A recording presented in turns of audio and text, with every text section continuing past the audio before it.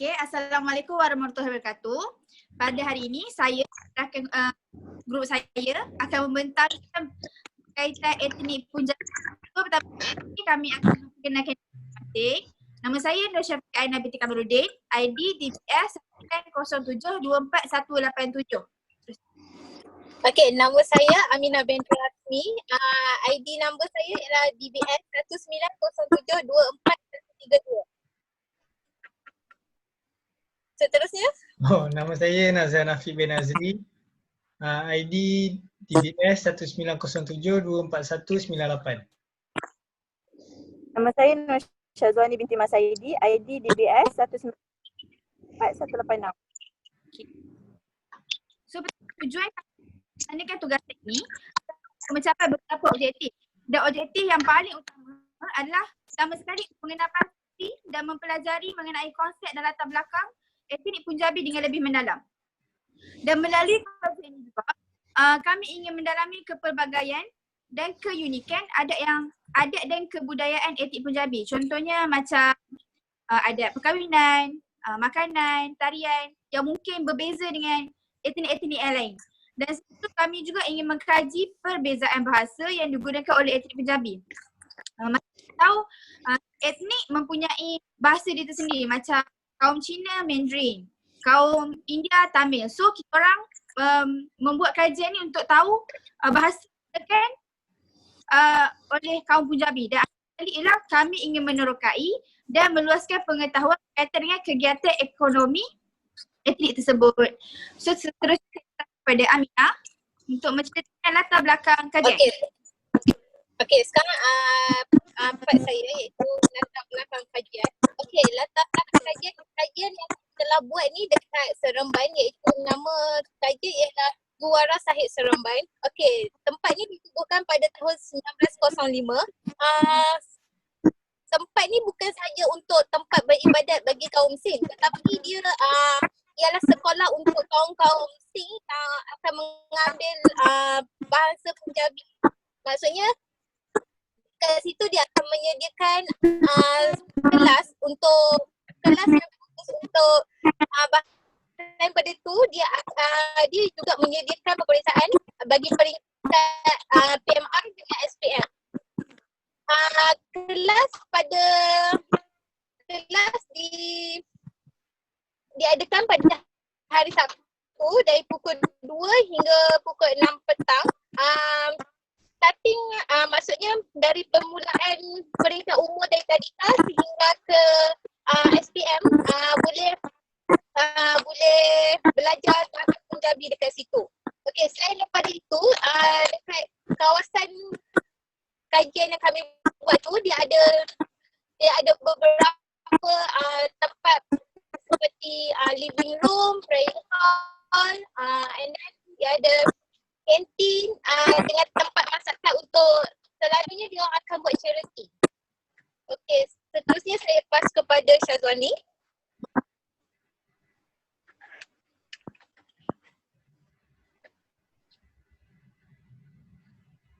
Yang seterusnya adalah kumpulan saya telah masalah komunikasi yang terhad sesama ahli kumpulan. Hari ini kami hanya berkomunikasi melalui WhatsApp sahaja. Sekarang dapatkan tempat kajian. Sebabkan kawalan program dijalankan kerajaan baru banyak tempat yang masih tidak dibenarkan. Pada mulanya kami memilih untuk di lama tetapi belum penuhnya kepada orang awam. Oleh itu kami memilih untuk buat kajian di Gudarawa Sahid Seremban. Okey,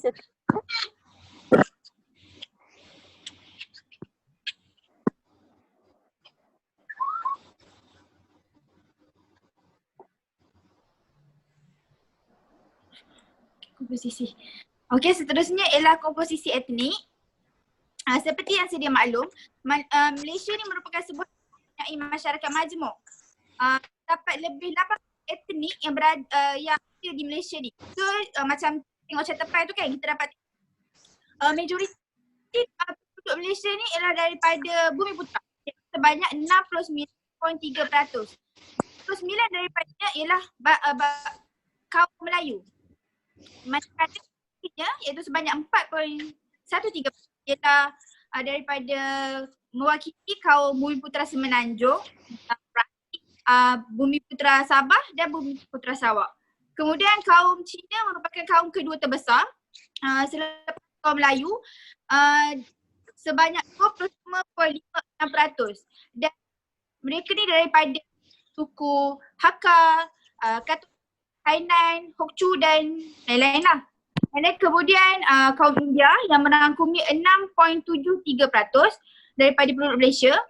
Dan etnik Tamil merupakan suku kaum orang India yang majoriti, iaitu populasinya sebanyak 1.8 juta. Dan manakala etnik Punjabi pula berjumlah kira-kira 100,000 daripada purata penduduk India di Malaysia. Dan lagi sebanyak 1% itu diberikan ialah orang yang diberikan taraf warga negara mengikut syarat-syarat tertentu. Seterusnya Aminah akan menceritakan sedikit tentang sejarah etnik Punjabi. Okey, seterusnya ialah sejarah etnik Punjabi. Kaum Singh, sorry. Okey, faktor ekonomi disebabkan kekurangan tanah. Sebab apa kedatangan kaum Singh dekat Malaysia ialah satunya sebabkan ekonomi dekat sana masalah peluang pekerjaan yang tinggi. Lepas tu jumlah pendudukan yang semakin ramai dan last sekali ialah kekurangan peluang pekerjaan. Sebab dekat sana masyarakat semakin bertambah, peluang pekerjaan tu sektor peluang pekerjaan tu semakin berkurang. Okey, pada tahun 1881 penghijrahan kaum Sikh 81 dia tertumpu dekat negeri Perak sebab dekat situ kaum Punjabi dia boleh jadi pegawai keselamatan. So dia menjaga penduduk kat situ. Okey, pada kurun ke-20 kedatangan kaum Singh disebabkan oleh peluang pekerjaan dari sektor swasta dan kerajaan. Okey, pada kurun ke-20 ni mereka tidak mahu pengaruh yang datang ke Malaysia. Mereka datang ke Malaysia disebabkan oleh faktor peluang pekerjaan. Tak kira dari sektor swasta ke sektor kerajaan ke, mereka juga boleh jadi di bahagian pertanian macam Selangor. Tapi sekarang kaum Singh ni mereka punya etnik ni tertumpu di bandar-bandar besar seperti Kuala Lumpur, Seremban. Ipoh tu hanya dah jarang-jarang sebab mungkin mereka berpindah di bandar besar seperti wilayah persekutuan tu sebab peluang pekerjaan lebih menyeluruh, macam skop pekerjaan tu lebih banyak daripada yang dekat bandar-bandar yang macam terpencil. Okey. Yang seterusnya saya paskan kepada Wani.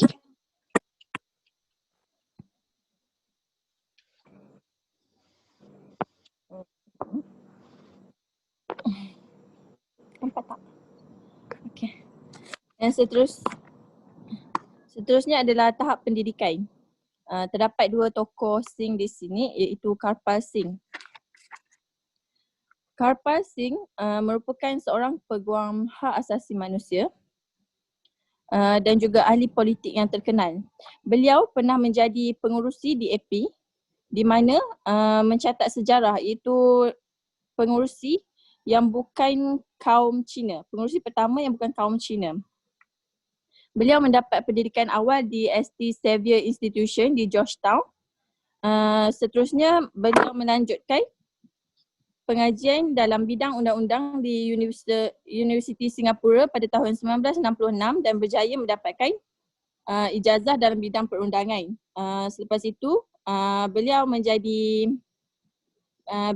peguam sebelum menjadi ahli politik. Yang kedua ialah Dr. Balbir Singh, anak lelaki Mohan Singh. Beliau merupakan pelajar yang cemerlang dalam bidang pelajaran dan juga sukan. Beliau pernah mewakili sekolah dalam sukan hoki dan kriket. Waktu tu beliau bersekolah di Johor. Pada umur 18 tahun, beliau berniat untuk sambung pelajaran di UK tetapi beliau tak dapat masuk. So beliau sambung pelajaran dalam bidang biokimia di Liverpool School of Tropical Medicine, LSTM. Beliau sambung selepas habis ijazah, beliau menyambung ijazah. Selepas habis ijazah sarjana muda, beliau menyambung ke peringkat ijazah dalam bidang parasitologi dan juga entomologi. Waktu tu beliau berumur 24 tahun.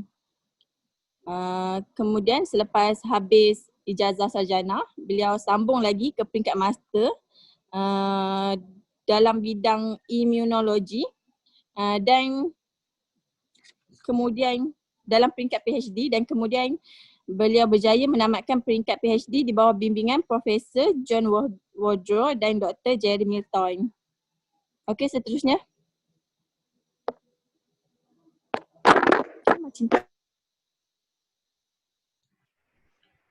Okey, untuk kegiatan ekonomi kaum Sing ni pula, kalau kita tengok balik semasa Tanah Melayu dalam jajahan pihak British, mereka ni kaum Sing ni mereka bekerja dalam pasukan keselamatan dalam Empayar British. Pemerintah British yang merekrut tentera menyediakan bukan sahaja peluang untuk berkhidmat, malah berhijrah ke seluruh Empayar British. Jadi Malaya merupakan salah satu pelabuhan kedatangan tentera Sing. Kemudian mereka dapat peluang untuk bertugas di Fiji, New Zealand, Australia dan Kanada. Pada tahun 1882, orang Sing telah datang ke Sabah dan menubuhkan Konstabulari Bersenjata Borneo Utara ataupun CBBU yang dianggotai oleh majoriti keturunan Sing dan Punjabi Muslim. Seterusnya, kegiatan lain ekonomi untuk kaum Sing ialah aktiviti peminjaman wang, iaitu wujudnya golongan pemiutang wang ataupun money lender dalam kalangan komuniti Sing. Ini kerana terdapat lebih 10,000 orang Sing terlibat dalam aktiviti ini pada 1934. Dan pada 1975 terdapat 321 orang Sing yang mempunyai lesen meminjam wang di Semenanjung Malaysia sahaja. Okey, seterusnya interaksi antara kaum.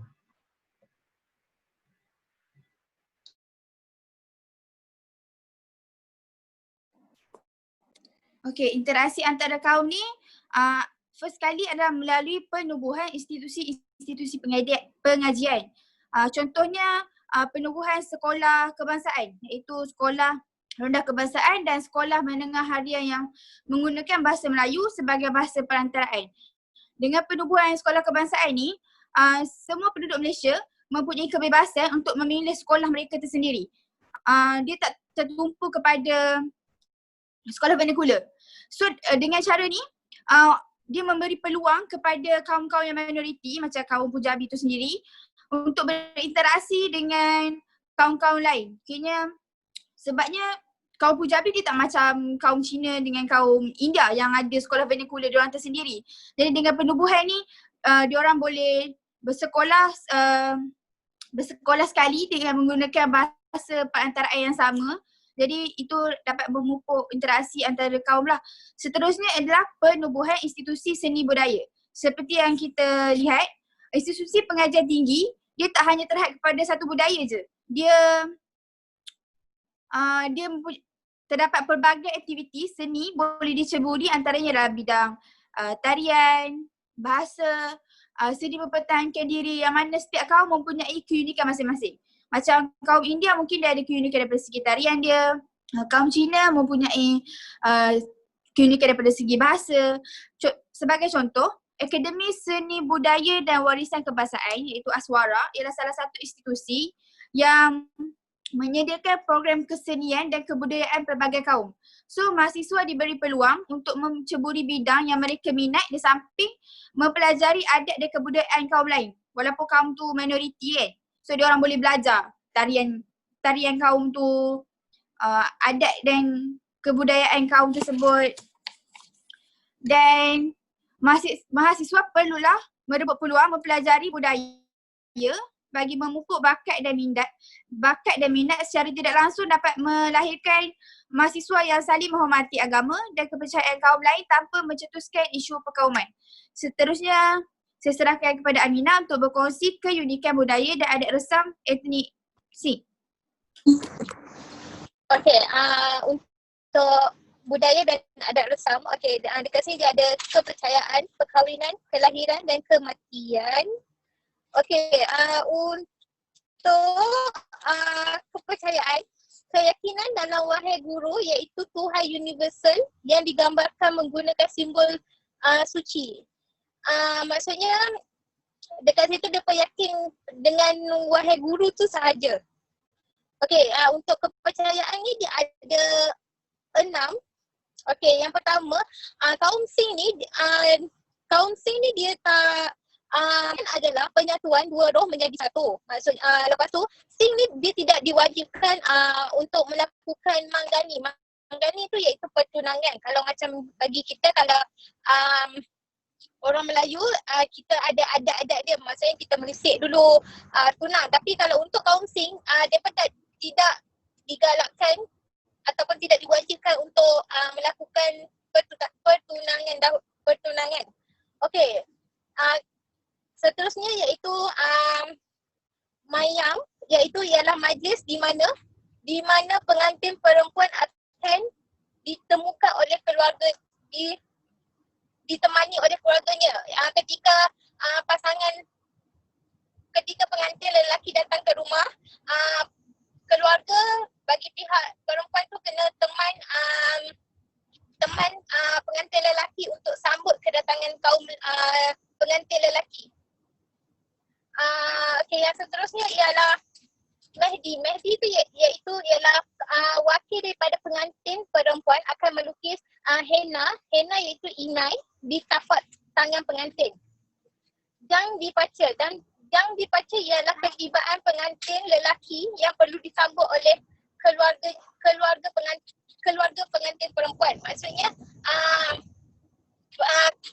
ketika ketibaan pengantin lelaki di rumah pengantin perempuan, pengantin sekeluarga perlu menyambut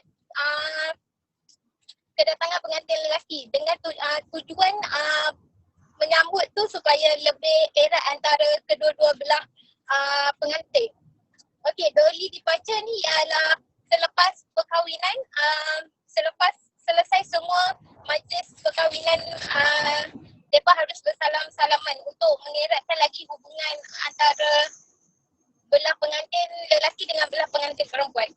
Untuk kelahiran pula, cahaya mata sulung yang perlu dijaga oleh nenek selama 40 hari. Contoh kalau macam keluarga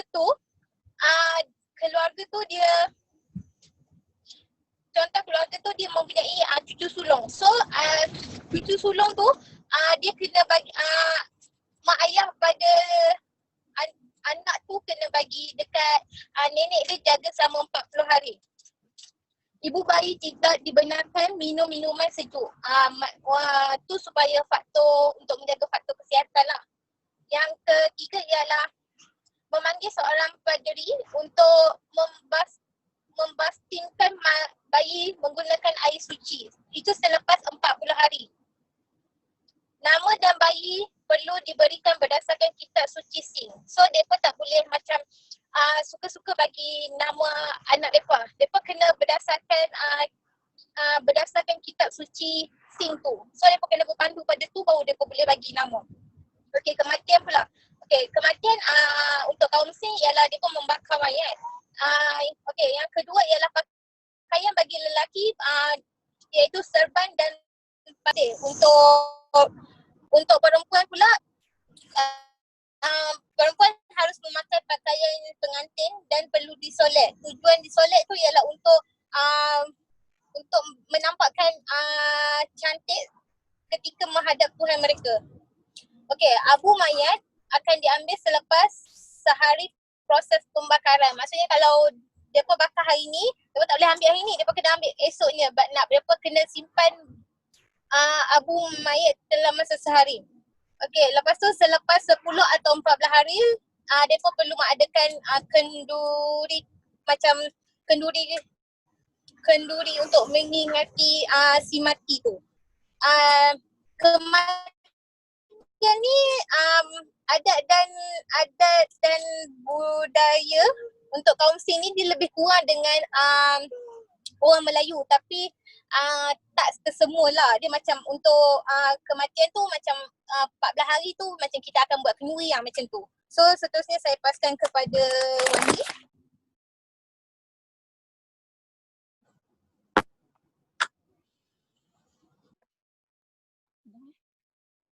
Okey,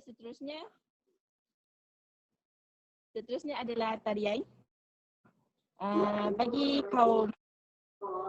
kaum Punjabi, mereka mempunyai dua tarian tradisional iaitu tarian Bhangra dan juga tarian Gidam. Tarian ini pada mulanya diperkenalkan oleh para petani di wilayah Punjab, India. Dan dia dipersembahkan pada pesta menuai padi ataupun dikenali sebagai Waisakhi. Namun lama kelamaan tarian ini dipersembahkan pada majlis-majlis kebiasaan seperti kebudayaan, kahwinan dan sebagainya. Yang pertama tarian Bhangra. Tarian Bhangra dipersembahkan oleh sekumpulan lelaki dan juga wanita. Mereka akan memakai pakaian yang berwarna cerah dan juga berwarna-warni untuk menonjolkan kegembiraan mereka semasa mempersembahkan tarian tersebut. Tarian tersebut akan dipersembahkan pada hari perayaan, majlis perkahwinan dan juga hari kebudayaan. Seterusnya adalah tarian Gidam. Tarian Gidam dipersembahkan khusus oleh penari wanita sahaja. Penari wanita tersebut akan memakai salwar kamis dan tarian ini kebiasaannya dipersembahkan pada malam perkahwinan masyarakat Sikh kerana dipercayai tarian yang dipersembahkan pada malam perkahwinan tersebut adalah perantaraan bagi kaum wanita untuk meluahkan perasaan mereka. Okey, seterusnya saya pas kepada Nazahai.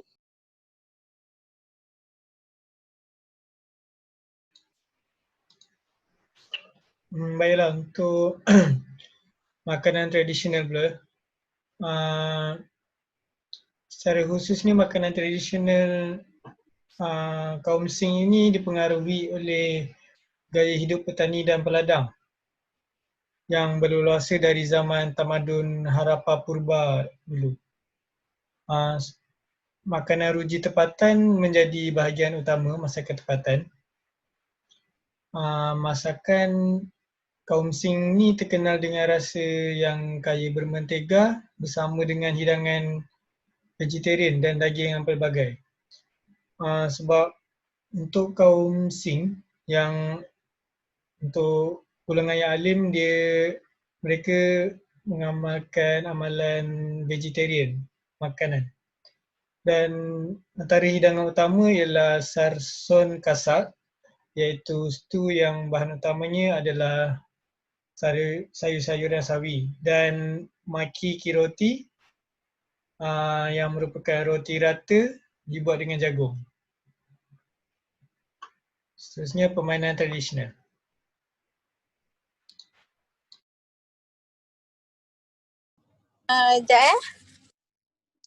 Okey, permainan tradisional untuk kaum Sing dia tak ada dia tak ada spesifik permainan macam kita kalau kita Melayu main congkak, main tu. Tapi kalau untuk penganut sing, depa permainan depa tu depa main alat muzik. Okey. Contoh seperti gambar di sini dia ada dua jenis iaitu gendang ataupun rebena. Yang kedua alat muzik ini dikenali sebagai tabla ataupun wajah iaitu merupakan piano kecil. Piano kecil dan tabla merupakan alat muzik yang sangat penting untuk kaum sing. Kerana muzik Punjabi sangat rancak dan penuh dengan emosi. So untuk penganut sing ni depa sangat memerlukan dua peralatan ni supaya depa boleh memainkan ketika majlis yang seperti perkahwinan, sebab muzik untuk kaum sing ni sangat rancak dan sangat berirama. Okey, seterusnya.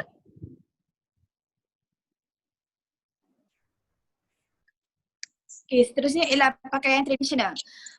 Disebabkan faktor kepelbagaian kaum, Malaysia ni mempunyai banyak jenis kain dan pakaian tradisional yang berbagai bentuk daripada pelbagai kaum.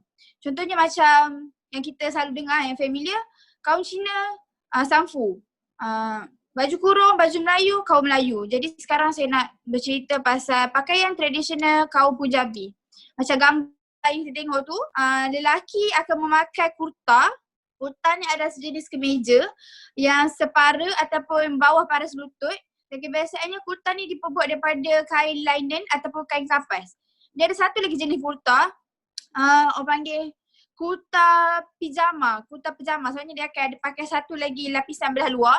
Dan kebiasaannya kurta pijama ni digayakan untuk majlis-majlis yang rasmi lah. Dan kurta ni juga digayakan dengan seluar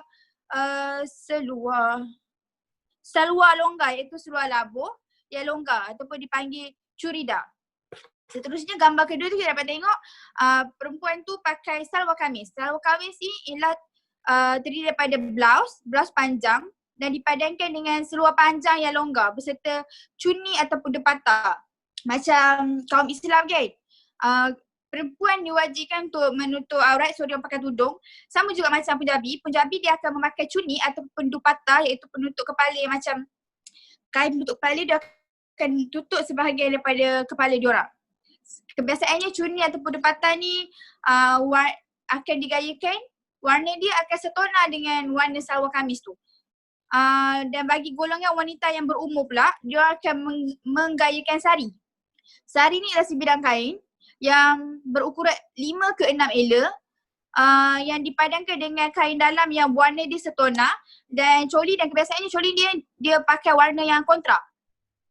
Dan cara pemakaian sari ni pula berbeza dengan cara pemakaian kain India.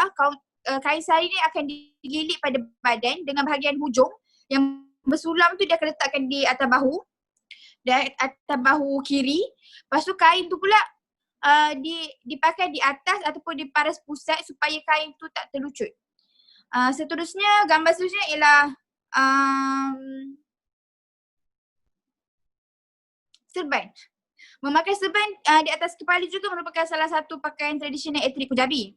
Ada sesetengah tempat, serban kaum Punjabi ni dipanggil turban ataupun dasta. Pemakaian serban ni dia berkait dengan kepercayaan etnik Punjabi yang diorang kan tak boleh potong rambut. So diorang pakai serban ni supaya rambut tu akan kelihatan kemas dan rapi. Dan serban sen ni dipakai dalam pelbagai gaya. Antaranya ialah pagri, iaitu serban tebal 5 hingga 6 meter panjang. Kemudian keski ni serban pendek 2 atau 3 meter. Kemudian pateka pula ialah serban persegi berukuran 1 meter. Dan keska dan pateka ni selalu digunakan dalam sukan. Bukanlah maksudnya macam pemain bola ke, soalnya dia akan main bola, dia akan pakai yang ada ke atas macam tu. Macam dalam kartun. Apa nama dia? Mutu yang dalam pipin tu, yang tu. Dan akhir sekali ialah domala. Domala pula ialah serban yang berukuran 10 meter ataupun lebih. Seterusnya Seni bina.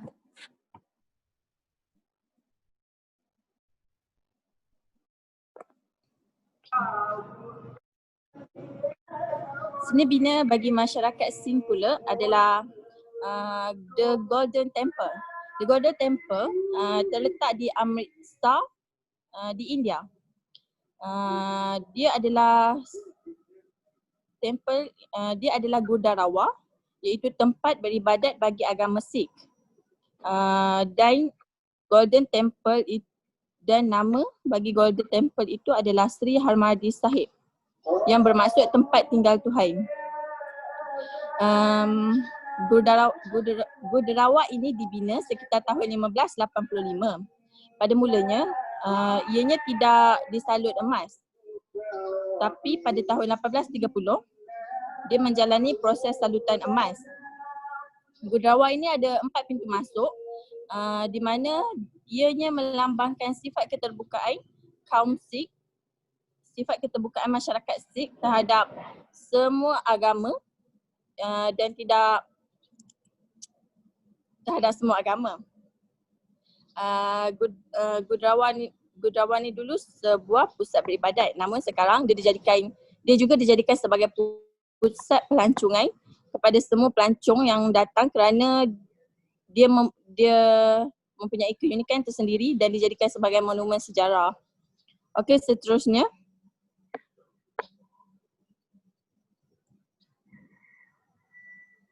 Agama.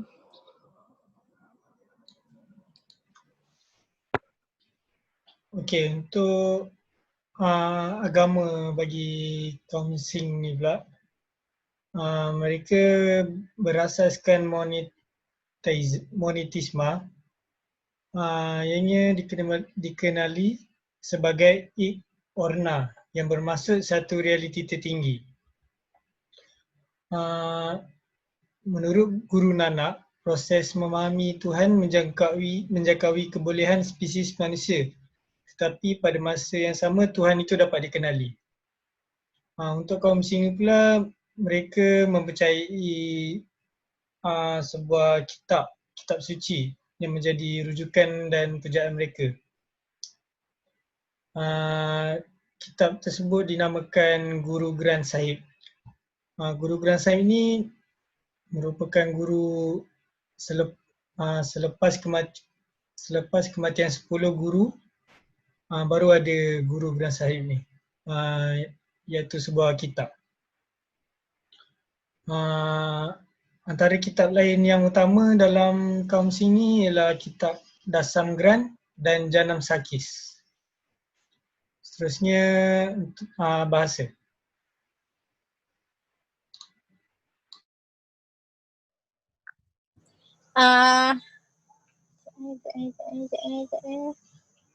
Sebentar guys. It's okay. Okay, untuk bahasa pula, untuk kaum Sing. Aminah.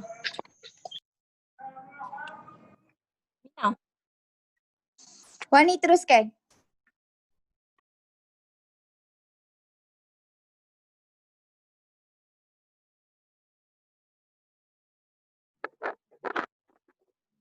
Okey, untuk bahasa, kaum Sikh, bahasa utama bagi kaum Sikh adalah bahasa Punjabi. Bahasa Punjabi adalah salah satu bahasa daripada rumpun bahasa Indo-Aryan di India.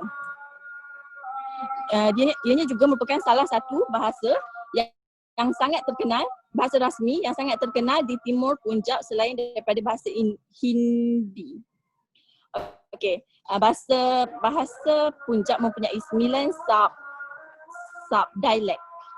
Antaranya ialah dialek Majni yang digunakan di Amritsar.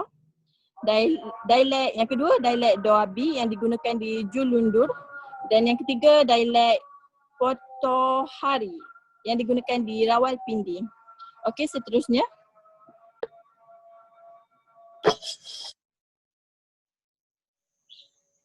Okey, kesimpulan untuk keseluruhan kami buat kajian tentang etnik kaum Sing.